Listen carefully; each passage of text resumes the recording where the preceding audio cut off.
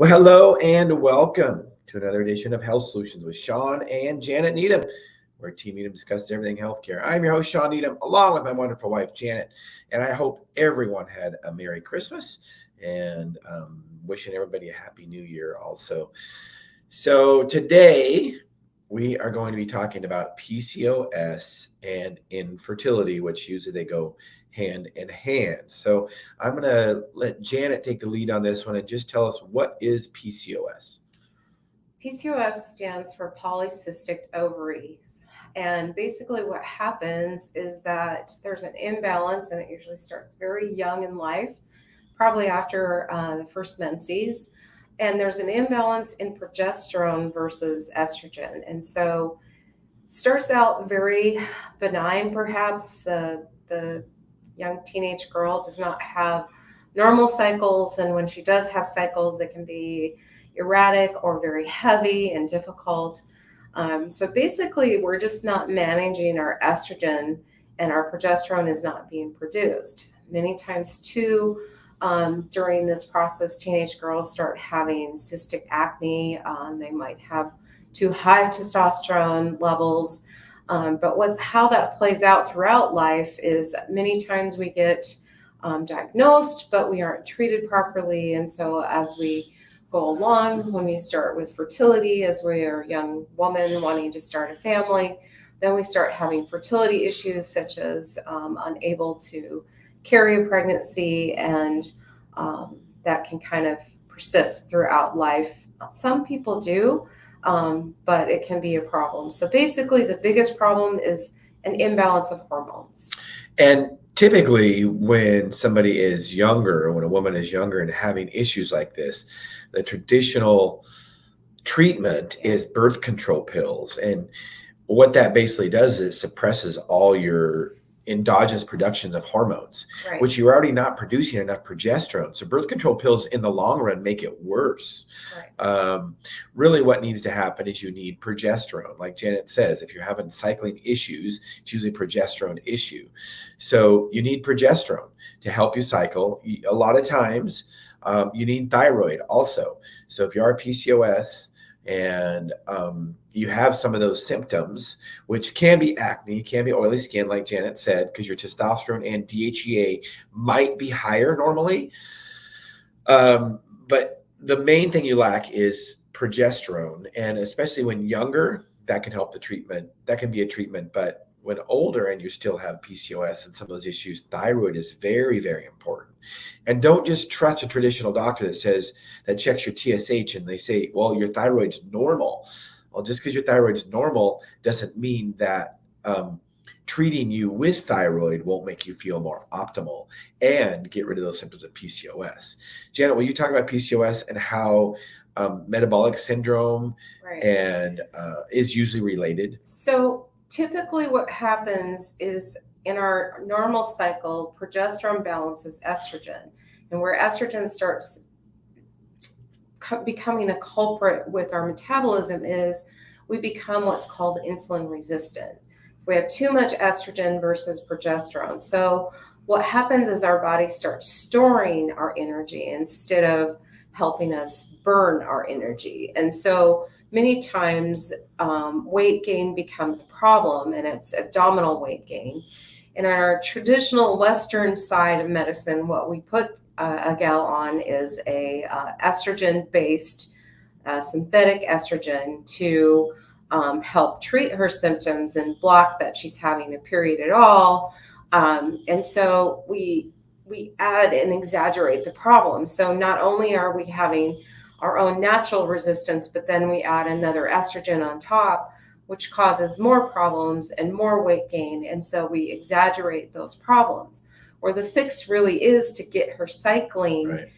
properly. And really where it comes down to is that we're not understanding where the estrogen and progesterone are in the cycle. So what we're doing is we're just band-aiding it, and it's actually setting her up for further problems down the road. And as we gain more weight, we store more estrogen, and so that vicious cycle keeps going. We store instead of burn.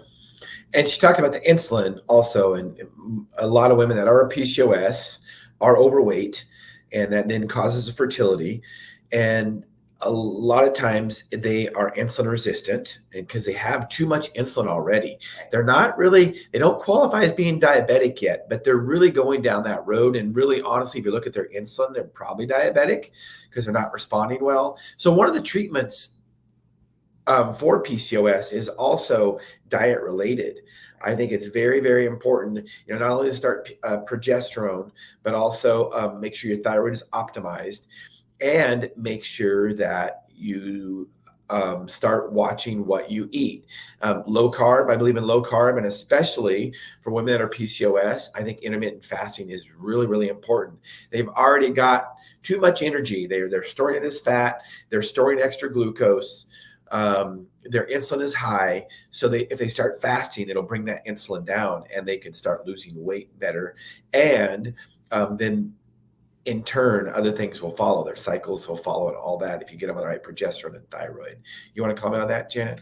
I do, because a lot of times we just think that, putting a hormone or taking a medication is always going to solve everything. And that's not true. And you can even have somebody who's metabolically looking healthy, but their PCOS is still there. So, diet is super important, and balancing processed foods versus healthy foods.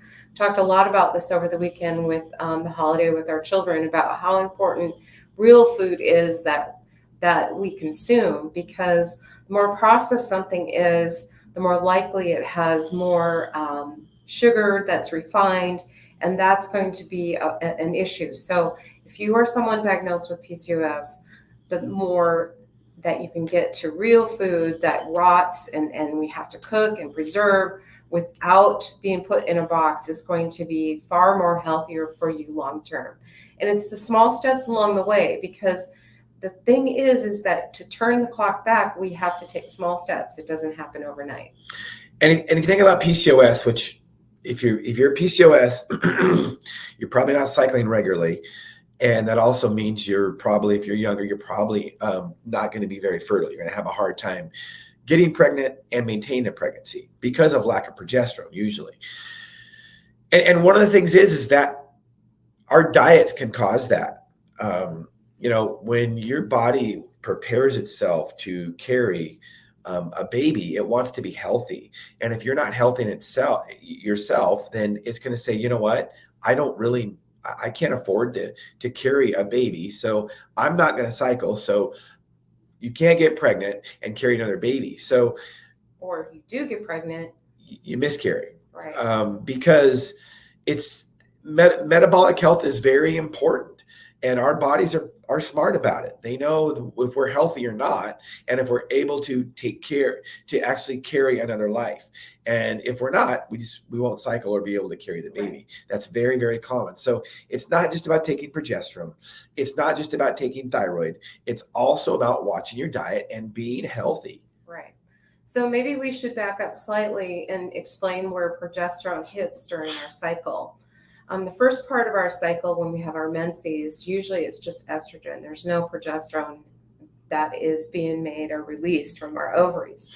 And as we get to about the midpoint of our cycle, we start producing progesterone. We usually start ovulating during that time frame. And then progesterone really starts ramping up just in case we become pregnant. It ramps up until the point where it stops and drops off, and then we go into our menses cycle. Well, a lady that is having polycystic ovary syndrome does not produce enough progesterone, so that estrogen lining just keeps building and building and building. And so that's where the traditional cycle goes wrong, is that they want to decrease that building by making her look like she's going into a pregnancy, because basically that's what the birth control pill does. But it adds a foreign estrogen to her body, so it compounds the problem. So when they do decide as they get older to start having children, they take them off the birth control pill, and then they start the pregnancy part. And then she's set up for miscarriage because her own body is not able to produce the progesterone. So when you become pregnant, that progesterone is just being reprocessed or built or released at just a high level during its first trimester to second trimester to maintain that pregnancy. And that's part of the Latin word, progestation. So if that's lacking and missing, usually that first trimester is very difficult to maintain a pregnancy, even if they become pregnant. So the treatment process is there, it's out there. If we looked at our basic biology and anatomy, and even some providers do treat women and give them progesterone, but the problem is that if we've compounded that issue and made that difficult for that lady, or we don't even give her that opportunity to get back into health, we just decide, well, you have this problem, so let's just do a hysterectomy. Yeah, that's kind of how our traditional medical system works. If you're less than 40 and you're having hormone kind of issues, it's birth control pills. If you're over 40, hysterectomy. And sometimes, unfortunately, even if you're under 40, hysterectomy is talked about and goes down that road. And the problem with that is hysterectomies, there's lots of studies out there, but hysterectomies take 10 years off your life. Right. We're meant to keep our body parts the rest of our life unless there's something seriously going wrong that you can't fix medically. Right. So, and one of the reasons metabolically it takes years off your life is we've already discussed the fact that it sets people up for metabolic issues such as diabetes, but then you have the cardiac problem of cardiovascular health because hormones help with that. And if you are continually storing, so you set somebody up for chronic long-term health issues that can be reversible if they're treated early. Yes, for sure. So I caution hysterectomies. Most time I think they're unnecessary. I think they're just easy fixes, and it's the way our system makes a lot of money on hysterectomies. I'm just being totally honest on that. So back to metabolic health. What are some things that women can do? Some simple things. I talked about fasting. What are some other simple things, Janet? Let's talk about fasting. I guess Right. Fasting is such a general term. So let's talk about fasting and the benefits of it and how long a fast should be and all that. Sure. So first off, there's so many religions out there on diets, and this is going to hit, January 1st, and I'm already seeing things pop up on my phone and Facebook and social media. And let's be realistic about this. Most Americans can go without food for at least a day or two. We're going to die from lack of sleep before we would die from lack of food. So let's just kind of keep that in mind. So how I look at it personally is if I'm going to be doing more sedentary activities, then my caloric intake needs to change. So if you are starting to implement something like intermittent fasting, which helps because you don't have to do it every single day of the week, but maybe once or twice a week. I choose days, for example, where I am not going to do a lot of physical activity because it makes more sense, right? Cut your calories down, or it could be a time frame too, like from the time you get up to the morning till you go home in the evening before you have one meal before going to bed. But whatever that looks like for somebody, keep in mind your activity level. So if you are someone that is very active and you're going to go to the gym or you're going to, do a run or whatever, don't choose those days to fast. Be appropriate. So, be mindful of your activity. But there's no reason why if we have a desk job and we're not moving that we can't cut our calories for at least 8 to 12 hours. Well, and I think even more than that. I think I try to shoot for, a 16-hour fast every day. So basically, depending on activity, not every day, but depending on activity, skip breakfast, skip lunch. And no, that's not dangerous. Like Janet said, we store a lot of energy. In fact, most of us could go without, we store enough energy to live for 30 days without food. I'm not saying that would be very pleasant necessarily, but 1 or 2 days is not going to hurt us at all. And there's so many other benefits of fasting rather than, just lowering your insulin levels, lowering your glucose levels, and, possibly losing weight if that's your goal. I think intermittent fasting is a good way. But I think, eat dinner, some people call it one meal a day. You can do it every day, depending on your workout schedule or your activity schedule. But I think one meal a day is pretty easy, and just go with dinner. And here's one of the things: if you focus on protein and real food, I'm not talking about, you know, supplementing with protein necessarily, because I'm a big believer in eating real food. But if you eat real food and you eat, beef, for instance, and you eat enough beef at dinner, you will be satiated until the next day. You might have to get used to that, but that is the case. And so, you're going to be fasting for 20 to 24 hours already if you're eating one meal a day and you're only eating dinner.